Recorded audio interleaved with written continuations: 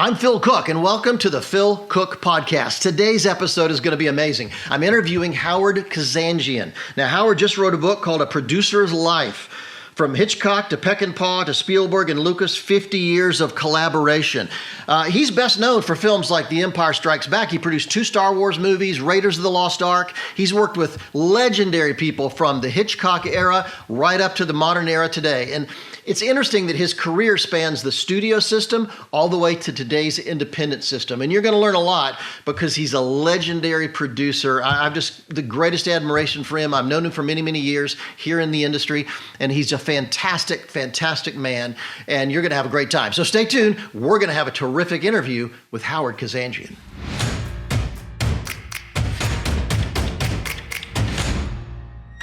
Howard Kazanjian, thank you so much for being on the podcast. I am thrilled that you're here, sir. You are a legend in this business, so welcome. Thank you. Thank you. I'm trying to keep up with you, Phil.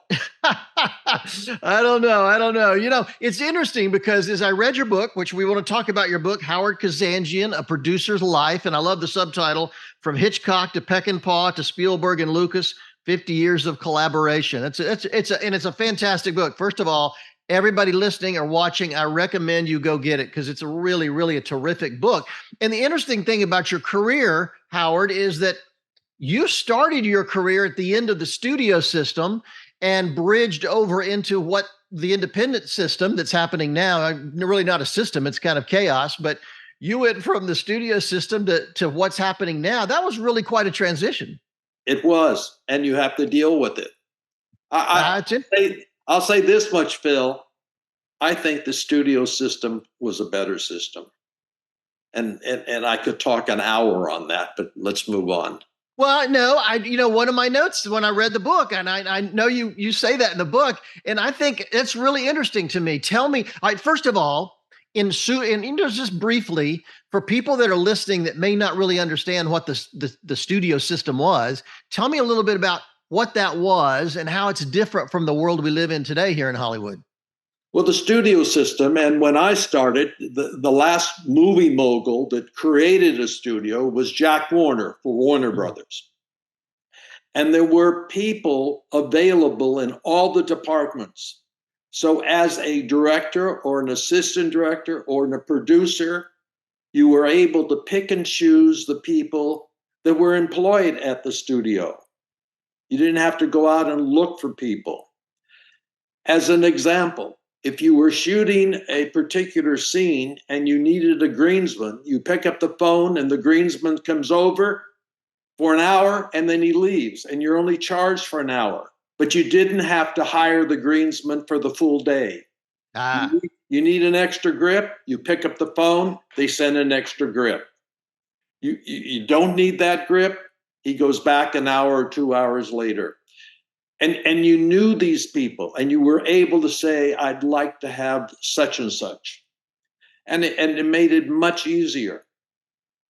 In many ways, Howard, it was like a college campus or a factory where everybody's there on campus and you just use people that you need, right? Yeah. I think when you think of Francis Coppola or George Lucas or some of the other big time filmmakers that didn't like the studio system, I think it's because they didn't like the Jack Warners or the people above them looking over their shoulder and telling them what to do, telling them who the crews would be. But even with the studio system, you were able to say, I don't want this particular cameraman and bring in another cameraman of your choice. Yeah. You had that flexibility. When it came to the prop guy, they had wonderful prop men. At Warner Brothers, as an example, and I don't want to put anybody down, but they had the best prop men that I've ever worked with. Well, today it's kind of every man for himself out there because there is no, you just got to create your own teams. You've got to create your own crews. It's a whole different world. It is. Now, is there a negative factor in creating your own team? No, but it's a lot more work. And a lot of the people you want aren't available. Yeah. And today you work at Warner Brothers. Tomorrow you're doing an independent. And the next day you're at Fox. That's absolutely true. You don't really have a home. And Warner Brothers was my home. Well, all right, let's go back a little bit to those days. You mentioned Coppola. So you started at USC Film School. Your family was in the jewelry business, right, in downtown LA. Yes. Does the business still go on, or were you the last in the jewelry business, or how did that work? My brother is in it. Excellent. And was your family disappointed that you decided to go in the movie world? Yes, but didn't show it too much. Yes. And the movie world then and probably now is something that one parent would say, I don't know that I want my child in that business, Yeah, that's true. especially today. Yeah. Well, you went to USC to film school, which was kind of the early days of the USC film school, but you had an interesting group of guys that you were in with at the same time. In fact, you were fraternity brothers, Coppola, Lucas. I mean, you had an interesting little team of guys that you all went to school together, and you became personal friends even before you got in the movie business, really, right? Yeah, many people refer to that group, those 1 or 2 years, as the dirty dozen. So I'm a big believer that the people you hang out with will determine your destiny. You get in with a good lot, you get in with a bad lot. You happen to be in with a really great group of people that literally you guys changed the industry. What was that experience like back in those days? Oh, we didn't have telephones. Well, let me even jump ahead 20 years to the time we were doing the Star Wars, the first three Star Wars. We didn't have faxes. We didn't Yeah. have internet. We didn't have cell phones. And if we were shooting abroad or in a different country, you were 9, 10 hours different. You needed, as an example, and I say it in the book, you needed somebody back at ILM to give you information about a particular visual effects shot that you were making in London at the time. Yeah. You had to make that phone call at 4 o'clock to reach Los Angeles at 9 a.m. in the morning. So oftentimes you've made the decision already what to do. Those were the challenges, and even worse so back when I first started. Walkie-talkies didn't even work correctly. They were limited. Maybe they could go a mile if there wasn't a hill or a building in between. Now you started after USC. You went into the DGA training program. I think it was a combo DGA and PGA program at the same time, right? And you were on track to become a director. You were a second unit and a first unit assistant director for many projects. I mean, and you went from television to film and back to television, back to film. You went back and forth pretty easily in those days. Yeah, I was very fortunate. And what I try to say in the book is you got to work hard. You've got to be honest. You got to put in the hours. You can't fool around. And if you really love what you do, you can go back and forth and you will accelerate and you will move up the ladder. You can't start at the top. And I have found that those people that start at the top, whether it be a director or whatever, usually fail. They may have one or their first success, but you have to start somewhere near the bottom, not as far down as I started, but you have to learn your craft. You have to understand what your key crew does. You have to understand what the grips and the gaffers and all of your little people do. And you have to respect them. When they say to you, especially as an assistant director, when they say, can I go to lunch early? You have to understand that maybe he wants to go to lunch early because go to the office or go to the mill and get something that's needed for the production. You have to find these things out. And now you got to work on some major projects coming up the ladder. I mean, I was out doing hot tub commercials and all kind of wacky stuff. But whatever you do, working your way up, I do think is critical. That's where I learned my skill, working my way up from the bottom. I did. Yeah. That's what to say, as you know, Phil, in our business, you can be talentless and get elevated to the next step. Yeah, I know a few of those guys. Yeah. Interesting. Well, but here's the thing. you had enormous talent, because throughout the book, and what's really interesting to me was people would really go out on a limb to get you to work on their project. In fact, I remember when Coppola wanted to do Godfather, he wanted you as a first AD, but DGA requirements were that they had to use an East Coast guy, right? That's correct. That happened several times where I was hired but couldn't go to the East Coast. It's different today. Now we can work anywhere. Yeah. Well, it's interesting, but I think there's something to be said for you that so many filmmakers went out on a limb to get you on board with them. I love the scene where Coppola's getting on the phone with the DGA, trying to work it out with them, and not very happy about it. And it's a great, it's a statement about your integrity and I think your skill level that people really wanted you on. So here's my question: what made you decide to move from directing to producing? What was that trigger? What was that incident? Was it a single thing, or was it a number of things, or were you going back and forth? How did that happen? Well, I was working with some very talented people like Hitchcock or Peckinpah and those people, and never got the opportunity to have I directed second unit and all. Yeah, a day here or 5 days or a number of days when Hitchcock wasn't feeling well and left the set. But I never had the opportunity. And then when I had a project that I really loved, usually the budget would not allow me to direct it, so I would produce it.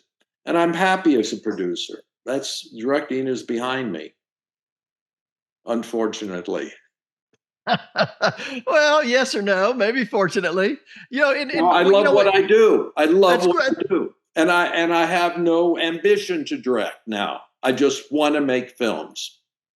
I think that's fantastic. And let me ask you this: when you work with really strong personalities, say Hitchcock, say Sam Peckinpah, as an AD at the time working with those guys, what's the key to working with people that are a little bit eccentric, really strong personality? They want it their way. What about you made you good at working with guys like that? What could we learn if we get an opportunity to work with somebody like that? What are some of the keys we need to know about to being successful? I think tact and diplomacy, and you've got to have some smarts about you. But it's how you deal with these people, how you approach them, how you make a suggestion. If they are going in the right direction, you just can't say you're going in the wrong direction or you've made a mistake. You have to say, it depends on what the situation is, but you might have to say, would you explain that to me? Wouldn't it be better if we did it this way? No, you have those personalities, whether it be a director, usually an actor, that has a problem. And you have to rationalize, why do they have a problem? What's bugging them that day? And I talk about that in the book. Yes. What has upset you? And sometimes you can't figure it out. But it's our business, and if you really love it, you figure a way to deal with these people. You have to. Yeah. And they have to deal with me. So let me ask you this. Things progressed. You became a producer. You're still in relationship with George and Francis and the Wild Bunch guys. How you became eventually the vice president of production for George Lucas. How did that happen? How did it come about? What was that about? Well, it started with the first project that I was doing for George, and that was a sequel to American Graffiti. Gary Kurtz was in Europe at the time doing Star Wars. And he needed somebody to really handle what was going on at home as he was building the company. When I started with him, there was basically one secretary and a runner. That was it, one assistant and a runner. And then suddenly we start hiring people. In Los Angeles, we had 70 people at one time, whether it be head of merchandising or vice president of finance or controller, and on and on. And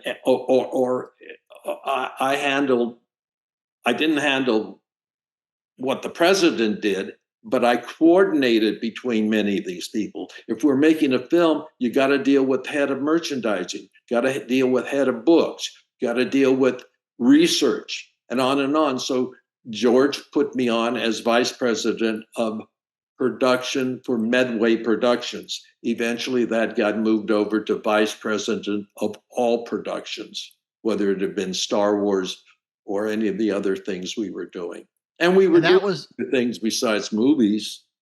yeah, you were doing all kinds of books, games, all kind of things. Yeah. So it's coordination time. Yeah. That's what a vice president does. But at the The same time, you're researching and you're working on various films, whether it be Radioland Murders or Raiders of the Lost Ark or the next episode of Star Wars. You're involved in those meetings. You're involved with ILM all the time. Fun, but it's a lot of work. a lot of work. And you have a great leader in George Lucas who said, opposite of what the studio, go and do it. That's great. So tell me about George. What was it like? What was it? What was his skill set that made him so successful? What was it like working with him? George is you got to read between the lines with George. He's a quiet person. He's very, very astute and smart. He's a great idea guy.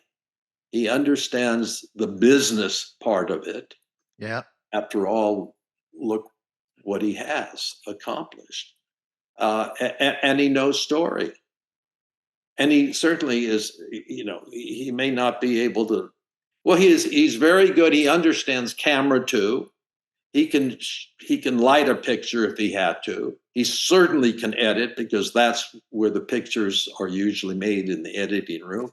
And as you know, George tightens everything and makes things move. He actually changed the way motion pictures were made after the Star Wars, if you really think about it. The early days there at Lucasfilm, he had his whole thing was moving to San Francisco so he could have control. Was there a rocky period in then? Was there a time when you were trying to work things out, but it was really, really difficult? I mean, that was really the first era of breaking away from studio system completely. Francis, George, everybody wanted to go to New York, although you were still stuck because you still had your own projects that were in the studio system. So you were kind of torn between staying here and going to San Francisco. How did that all work out? You're exactly right. Francis asked George and myself to go up to San Francisco. George didn't have anything. He was tagging along under Francis's power. And Francis said, write something. And that's when George expanded THX 1138 and then went on to write American Graffiti. Francis was a god, and he was the executive producers on some of those films. Francis really helped George. And I kept in touch with George and Francis, but I was stuck in Los Angeles. George asked me to do a THX 1138, and I couldn't because I said yes, except he decided to do it non-union. And at that time, somebody in the DGA could not work non-union. Today, you can talk to the union and go non-union. And then he asked me to do American Graffiti. I said yes, but I got delayed on one of the films that I was an assistant director. And you don't say George, no George, more than once. And then he asked me to do Star Wars, and I couldn't do it for the same reason. Well, when he asked me to do the sequel to American Graffiti, I said absolutely, and whatever commitments I've made can change. Well, the fact that he kept asking says something about his loyalty to you and his admiration for your ability and the need to have you on the project. Yeah, don't misunderstand me. George loves San Francisco. George loves Marin, but he was taken up there by Francis. Yeah, interesting. Well, you mentioned Raiders of the Lost Ark a minute ago. One of the great things about the book is the very opening is about you trying to talk Spielberg into hiring the right lead for that movie. Tell me a little bit about that struggle there. That was kind of funny. That's one of the two reasons why I wrote the book, because so many people had taken credit and left me in the dust about how Harrison Ford became Indiana Jones. And it was a time where, George really never used the same actor twice, unless it was a sequel. And we were interviewing every young actor that could have been Indiana Jones. Went through the entire gamut of who might be available. And George and Stephen liked a guy that I thought really wasn't very good. And you know who it is. Yep. I'm not going to say. And, It's in the and book. Yeah, folks, you have to get the book to find out. he's a great actor today, but I had seen his pilot for the Hawaiian show. What was that? Hawaii Five-0. Yes. And no, Magnum PI. Magnum PI, yes. Magnum PI. And I didn't think he was the guy for Indiana Jones. Now, he's a great actor. I'd love to work with him again. I think he's wonderful, but I didn't see him at the time. I saw Harrison Ford as the guy, and I kept bringing Harrison Ford to George and Stephen, and they didn't see it. They didn't like it. And so finally, Stephen said, well, get me his last 3 pictures. I want to see them tonight at home. So I arranged for 3 pictures to be sent to his home. He looked at them, and the next day he said to George and I don't see it. And my wife had a suggestion. She said, well, why don't you invite Harrison, George, and Stephen to dinner? And I did. And we didn't talk about Indiana Jones or the script, but it gave George knew Harrison, but it gave Stephen the ability to sit down and just look at him and talk to him one-on-one about anything. Yeah. And the next day we met, and we didn't have a leading man, and it was getting very close to picture time. And Stephen said, George, you're going to do 3 Indiana Jones movies. We knew that. And I'm going to only direct 1. So you pick the Indiana Jones character, and I'll pick the leading lady, because she's only going to be in the first one and not in any of the sequels. And so reluctantly, George said Harrison, and Stephen agreed. And that's how it all happened. Okay, so let me tell you that about everybody else takes credit. Yeah, that's Hollywood. Welcome to Hollywood. But let me tell you what I love about that story is the dinner meeting. And this goes back to some earlier things you said. I just believe that if you're going to be successful in the industry, people skills are the most important thing you need to learn. I tell young filmmakers, people skills are more important than the skills it takes to do your job. Because if you can't get along with people, if you can't inspire your crew, if you can't, lead your team, you're never going to get very far. And the fact that you had the insight to let's just bring them together over dinner and have a conversation. And it was interesting that you didn't talk about the movie. You probably talked about everything else in the world, but you didn't talk about the movie with Harrison that night. But it was a matter of just having a conversation and get to know each other. And so it just really, really reminds me that I need to up my game when it comes to reading a room, understanding people. I just think that's absolutely central in being successful in this industry. The one word I always use is communication. Yeah. And in pre-production, I send a note out to the key people once a week. And the first word that I send out is communication. And then I send out another word like honesty. And interesting. Next week, I'll send out sincerity, diligence, on and on and on. And I mention a few of those in the book, but I'll send out about 15 words. And it's where I come from. You have to communicate. You have to get back to people with an answer. You have to be part of the system. You have to be part of their friend. You have to understand where they're coming from. But communication, you've got to talk, you've got to be with people. Can't have a party all the time. I don't mean that, because people will tell you I'm too businesslike. I mean, I can't change. That's the way it is. Can I have fun? Sure. Can I make a joke? Yeah. Well, it is the movie business. I think a lot of people forget that it's the movie business. It's storytelling is important. Directing is, creativity is super important, but it is a movie business. And I think if I have one regret about my own career is I wish I'd have gotten a better background in business when I started out, because it is such a key part of all this. Absolutely. Yes. Oh, all right. Now, as we wrap up, I want to point out one thing in the book that I absolutely think was brilliant. I don't know if you were responsible for this or what, but the author of the book put in, a last section of kind of secrets, recommendations, key things, from you about, whether you're an assistant director, whether you're a producer, how to succeed in the industry. And I love the list. And it's not only who's who in your career and, a great bibliography, just a great resource in the back. But tell me a few things for young filmmakers today. If there are young producers out there, young directors, young ADs, what are some of the things that you think are absolutely critically important to make, to be successful in the industry today? What are the things you'd recommend people need to understand, they need to think about?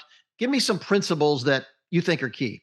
Well, the key principles I put in the book, and yes, though, that's my list, not others. And let me back up a little bit, Phil. As my foreword says in the book, the reason why I wrote the book was for potential young filmmakers and others to understand the ups and the downs, the good and bad about Hollywood and filmmaking. And the book was written firstly because Randall Kleiser for years and years and years would say, Howard, you got to write a book. And others say, Howard, you got to write a book because you worked with some fantastic people and you have far better experience in all aspects than most people have. Yeah. And I kept notes and interviews, and everything in the book is mine. But I couldn't put it together until I met this writer, and Jonathan did a brilliant job putting it all together. Key is you got to love what you're doing. You have to love what you're doing, and you have to be fair and honest about it. Those are my two most important principles of life. And commitment. Once you make a commitment, stick to it. Don't back off. Don't leave. And that's part of the reason why I wasn't able to work with George early on when he asked me. I had made a commitment to do certain films. I had made a commitment to last the entire production. You can't walk away. Because the temptation is so great. I mean, I've had people, in fact, I had a project just recently where I had a very high level crew member right in the middle of our documentary. It was a feature documentary right in the middle of the project. He got a great offer, and I'm thrilled for him. But he left us, and he took it was more money and it was a higher profile project. And I'm glad for him. At the same time, he left us holding the bag, and we had to really scramble. And there is something to making a commitment and sticking with it, because I think the thing about you that I really admire so much is you are not a flash in the pan. You are successful for the long haul. You have had an incredible life. Your filmography is amazing. Your number of television programs you've done. And I think people don't think about that enough. They're thinking about their next job. They're not thinking about the next 30, 40 years in the business. And I think that's really critical. Yeah, because, I once said to somebody the first 3 or 4 weeks that I was in the business as a trainee, as an apprentice, the person that I was talking to was doing something that he shouldn't do. And he asked me to come along with him on it. And I said, if I do something like that now, what will I be doing 40 years from now? You've never been shy about talking about your faith. You've been very supportive of Christian organizations here in the industry. How has that played into your career? I'm sure when it comes to integrity issues and things like that, Some of that, I'm sure, comes out of that religious faith that you have. Tell me about that. Well, absolutely. Some of the things we've talked about, if one was listening carefully, they'd see the Christ in me. Mm. Commitment, for one. We just talked about commitment. Well, as a follower of Jesus, you have to make a commitment and stick to it. It's very important. Do I talk about it? Do I wear a cross on my shoulder? No, but I'm not afraid to talk about it or bring it up. Hollywood knows where I come from. I don't flaunt it, but I don't hide it. That's good. I mean, if you flaunt it, I don't have to tell you, you're in trouble. That's true. That's true. Well, and there's one director that I've known for many, many years. He's a director of episodic uh, shows, particularly cop shows and stuff. And he said, I never tell anybody or make a big deal about being a Christian, but he said it's funny that when I'm on the set, if there's somebody on my crew that's going through an alcohol problem or a divorce problem or a problem with their kids or addiction, he said they just always seem to find their way to me. And that to me really says everything. The fact that you live your life in such a way that people are drawn to you when they're going through a struggle or a difficult time. And that seems to be the way you've lived your whole life. I think he probably and we have an aura about us that people will be drawn to us. I believe that. You as a Christian are outstanding, and we all respect how you've handled yourself over the years. Not only with what you've accomplished in credit, but where you come from, and you're not afraid to speak out. Well, you're very kind. Well, Howard, I'm incredibly grateful that you do this. I know you're busy. I know you're doing a lot of stuff, and I'm so grateful. And I can't say enough about the book. It's a fantastic book. I mean, it goes into such detail.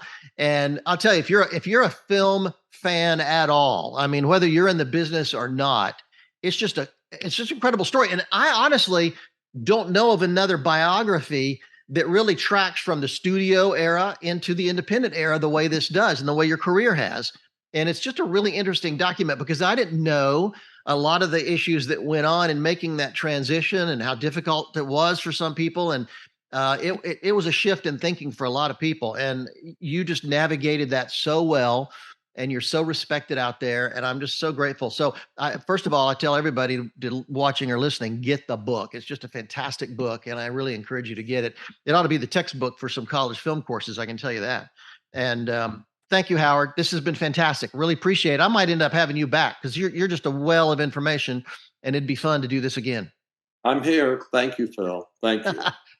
So let me say again, order Howard's book today. Howard Kazanjian, A Producer's Life. It's a terrific, terrific book. It's just filled with so much stuff. It's really thick. It's filled with a lot of information on the industry. And if you're a student, if you're young in the industry, or if you're experienced, it's just a fantastic read. I mean, number one, it's just so much historical stuff in there about how the industry has changed from the studio system to the independent system of today, but also so many techniques as a producer you'll learn from things that he learned over the years producing such epic movies. So thank you so much. And again, go to my blog at philcooke.com, philcooke.com to find out what I'm thinking about, what I'm writing about, what's going on. If you're a professional communicator, I'd encourage you to do it. Don't forget my book, Ideas on a Deadline, How to Be Creative When the Clock is Ticking. If you don't have your copy, you need to get it. And I would encourage you, if you really feel led, I'd encourage you to go to our website, influencelab.com, and maybe donate to the work we're doing. We just got back from Brazil. We just got back from India. We're going to be going to the Middle East, which is going through some dicey times right now. And we're teaching media, training leaders internationally to use the media more effectively. So if you want to donate to that cause, we'd love to have you do that. Just go to influencelab.com and we'll send you some of our books as a free gift for your donation. So please do that, and it can help the work that we're doing. So in the meantime, stay tuned, subscribe to this podcast, share it with friends. If you know anybody in the film industry, you should share this interview with Howard. It's going to be I think it'd be really helpful for so many people. Thank you, and I'll see you next time.